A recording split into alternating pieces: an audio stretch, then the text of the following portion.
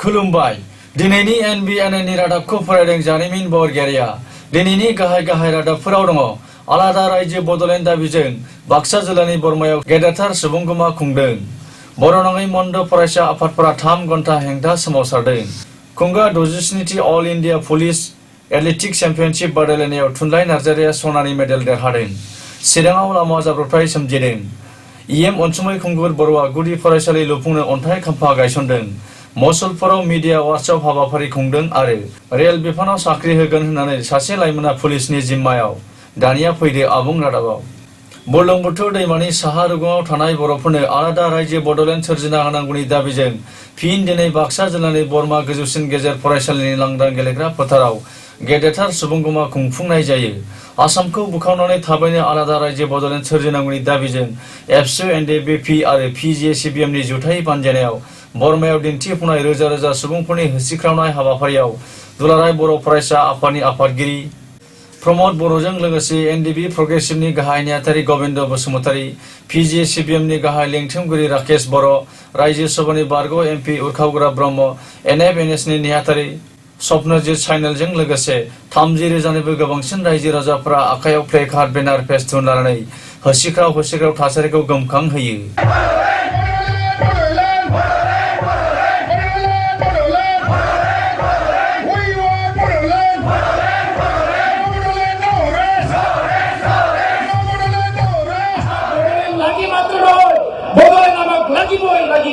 ये कोई कॉम्प्रोमाइज ना हमें बदौलत चाहिए ही चाहिए बदौलत हमें चाहिए ही चाहिए हर हाल में बदौलत चाहिए इसलिए यही हमारा आह्वान है यही हमारा अपील है गवर्नमेंट ऑफ इंडिया से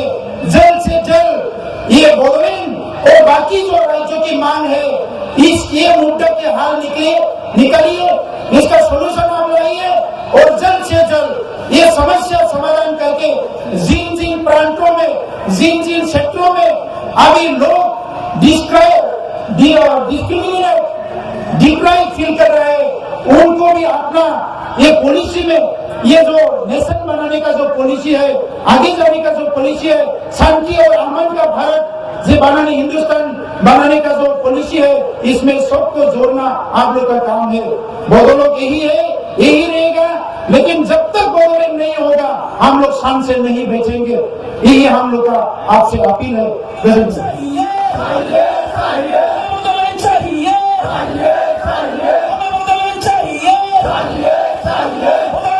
खौरांगिरिजों जानाय मोगा-मोगिनि समाव दुलाराय बर' फरायसा आफादनि आफादगिरि प्रमद बर'आ बुंदि खुंथायनि गोहोआव थानाय BJP सरकारा 2014नि लोकसभा बिसायख'थि समाव बर'फोरनो आलादा रायजो बड'लेण्ड गरखालेण्ड आरो गुबुन जेंनाफोरनि सायाव सावरायलायनायनि गेजेरजों जेंना सुस्रांनो नाजागोन होननानै रादाय होदोंमोन नाथाय BJP सरकारा 4 बोसोर आबुं सम बारलांब्लाबो बर'फोरनि जेंना आलादा रायजो बड'लेण्डनिखौ बोस्रांनो नाजायाखै होननानै गोथौवै दुखु मोननाय फोरमायो आन्दोलনৰ কাৰ্যসূচী ল'বলৈ বাধ্য হৈছোঁ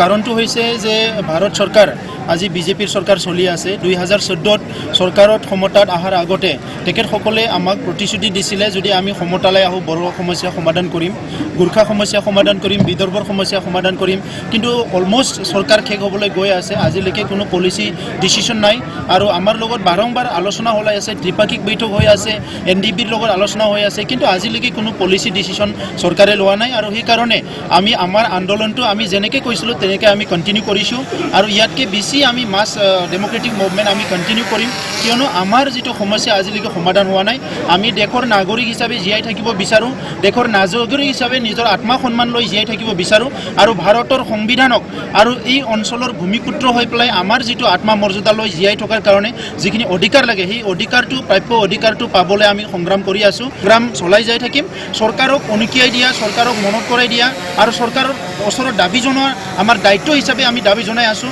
আমাৰ সমস্যা সমাধান কৰা চৰকাৰৰ দায়িত্ব হিচাপে আমি চৰকাৰক দাবী জনাম যে অতি শীঘ্ৰে আমাৰ সমস্যা সমাধান কৰিব লাগে নহ'লে বড়োসকলে কোনো দিন হাত সাৱটি বহি নাথাকে এই আন্দোলন কোনোবা এজনৰ ইণ্ডিভিজুৱেল আন্দোলন নহয় কোনোবা এটা দলৰ আন্দোলন নহয় এই অঞ্চলৰ সকলো জাতি জনগোষ্ঠীৰ সৰ্বাংগীন উন্নয়নৰ কাৰণে নিজৰ ভাষা সংস্কৃতি ৰক্ষণাবেক্ষণৰ কাৰণে এটা সংগ্ৰাম আলোচনা নহয় তেতিয়ালৈকে এইটো ফিনিছ হৈ নাযায় এই বৰমাত আমি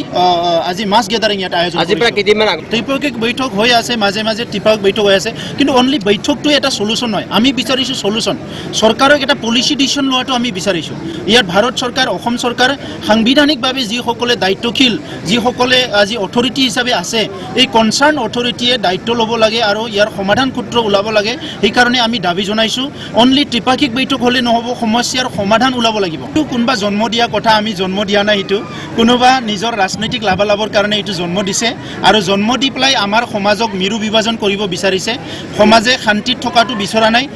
সমাজৰ মাজত অশান্তিৰ ইয়াতে বীজ বিয়পাব বিচাৰিছে এই কাৰণে এটো জন্ম দিছে আছো বডলেণ্ড যেটো সেপাৰেট ষ্টেট এই সমস্যাৰ সমাধান বিচাৰি আমি আন্দোলন কৰিছো ফ্ৰেজেট এটা ৰাজ্য লাগে বুলি আন্দোলন কৰি আছো গতিকে ইয়াত কিবা ইউটিসি কিবা কিবি হিটো কোনোবাই নিজৰ ৰাজনৈতিক স্বাৰ্থত জন্ম দিছে আৰু সেই হিচাপে নিজৰ ৰাজনৈতিক লাভালাভ লোৱাৰ কাৰণে কোনবা উঠি পৰি লাগিছে আপোনালোকে হয়তো মিডিয়াত দেখিবলৈ পাইছে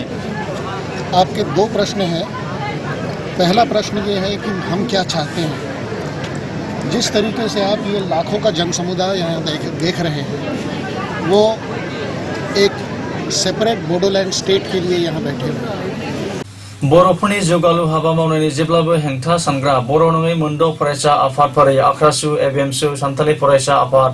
नाजुगि फरायसा आफाद आरो कलिता जनगोष्ठी फरायसा आफादफोरा बिटिसि आरो बर'फोरनि गोजोन सावरायबाय थानायनि हेंथायै आसामनि गुबुन गुबुन जिल्ला आरो महकुमाफोराव 3 घन्टा हेंथा सोमावसारनाय हाबाफारि दिन्थिफुंनायजों लोगोसे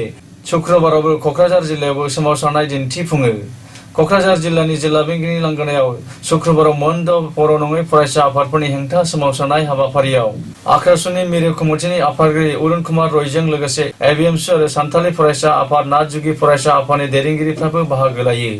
सावताल छात्र सन्था जिन्दाबाद जिन्दाबाद जिन्दाबाद सावताल छात्र सन्था जिन्दाबाद जिन्दाबाद जिन्दाबाद যে ইতিমধ্যে আমি 6টা জনগোষ্ঠীয়ে অর্থাৎ নারযোগী ছাত্র সন্থা আদিবাসী ছাত্র সন্থা এবিএমএনসু কলিতা ছাত্র সন্থা আদি করে সাঁতাল ছাত্র সন্থা এই 6টা জনগোষ্ঠী ছাত্র সংগঠনে ইতিমধ্যে আমি কেৱলানি আন্দোলনৰ কাৰ্যসূচী হাতত লৈছোঁ নিজে ডেভেলপ হৈছে আমাৰ ধৰ্মীয় সংখ্যালঘু মানুহ এই চুক্তিৰ জৰিয়তে কোনো ডেভেলপ হোৱা নাই আৰু এই মৰ্মে আমি এবিএমচিয়ে ইউটিসি যিটো চুক্তি আৰম্ভ কৰিছে সম্পূৰ্ণভাৱে বিৰোধ কৰিছোঁ আৰু অনাগত দিনত আমি এবিএমচি বিৰোধ কৰি যাম चिरां जिल्लानि बिजनी महकुमानि बेन्दोंआव थानाय बर' बाजार पलासबारि लामायाव शुक्रबाराव गिख्रंथाव लामा जाब्रबथाय सोमजिदों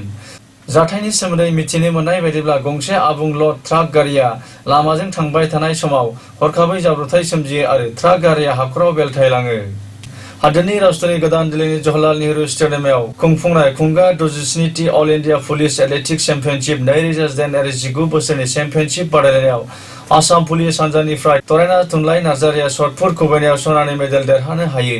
गोदान दिल्लीनि जवाहरलाल नेहरू स्टेडियामाव 10 अक्ट'निफ्राय 14 अक्ट'सिम सानब्रैनि हाबाफारिजों खुंफुंनाय खुंगा 67टी all India police athletics championship बादायलायनायाव क'क्राझार जिल्लानि दतमा गेलागुरि गामिनि तरायना थुनलाइ नार्जारिया शर्टपुट खुबैनायाव सनानि मेडेल देरहासारनो हानाया ओनसोलनि थागिबि रायजो राजाफोरनि गोसोखौ जै खालामनो हादों बाक्सा जिल्लानि सदर मुसलपुराव शुक्रबाराव सानसेनि मेहेरगोनां हाबाफारिनि गेजेरजों प्रेस इनफरमेशन ब्यूरो गुवाहाटी आरो बाक्सा जिल्ला खुंथायनि जुथाइ बानजायनायाव बार्तालाप हाबाफारिनि गेजेरजों मीडिया वर्कशप हाबाफारि खुंफुङो बे हाबाफारियावनो गाहाय आलासि महरै बाहागो लायो गागि खौरांगिरि नब ठाकुरिया जर'खा आलासि महरै बाहागो लायो बिटिसिनि आबाद बिफाननि मावफुं सोद्रोमा अनसुमै खुंगुर बर' बाक्सा जिल्लानि जिल्ला बेंगिरि सन्जय कुमार गगैया रेल बिफानाव साख्रि होगोन असिलाजों सासे लाइमोना जोबथेसालिनि आलासि जानांदों भारतीय रेल बिफानाव साख्रि होगोन होननानै ओनसोलनि साख्रि गैजायै बेखार लाइमोनफोरनिफ्राय गोबां लाख रां जाख्ल'नायनि जाहोनाव सासे लाइमोनआ जोबथेसालिनि आलासि जानांदों बे जाथाया सोमजिदों बाक्सा जिल्लानि तामुलपुर महकुमानि भारत भुटान सिमना ओनसोलाव जाथायनि सोमोन्दै मिथिनो मोननाय बायदिब्ला तामुलपुर महकुमानि भारत भुटान सिमना ओनसोलनि ननखे दरंगा गेरेज लाइननि कार्तिक मण्डलनि फिसाज्ला देब मण्डला थांनाय बावैसो सान सिगांनिफ्रायनो तामुलपुर दिगुलिपार गामिनि गजेन बर'नि फिसाजो साया बर'निफ्राय रेल बिफानाव साख्रि होगोन होननानै 70,000 रां लायो आरो साया बर'नि फंबाय सोमोन्दो जानाय हितेश बर'निफ्रायबो साख्रिनि मुङाव 2 लाख रां घुस लायो नाथाय जाथाया सोराङाव फैनाय लोगो लोगो पुलिसनि जिम्मायाव हमजायो